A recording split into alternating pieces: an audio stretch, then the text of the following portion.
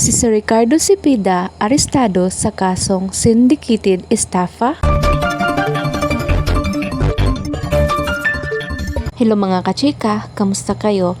Trending ngayon sa social media ang usap-usapang sangkot sa kasong syndicated estafa si Sir Ricardo Cepeda. Ngunit ayon kay Sir Ricardo ay wala siyang kinalaman sa kasong kanyang kinasasangkutan ngayon. Sabi niya ay kinuha lamang siyang modelo sa isang kumpanya at wala siyang kinalaman sa pinaparatang sa kanyang kaso. Ngunit ayon naman sa asawa ni Sir Ricardo na si Marina ay hindi talaga kayang gawin ni Sir Ricardo ang pinaparatang sa kanya. Ngunit hindi talaga maiiwasan ang social media na husgahan na lang agad-agad si Sir Ricardo na masamang tao.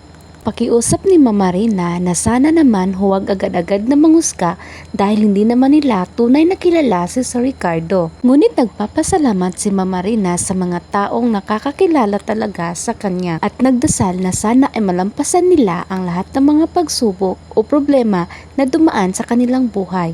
Yun lang po ang nais kong i-share sa inyo mga kachika. Maraming salamat sa panonood. God bless and more power po.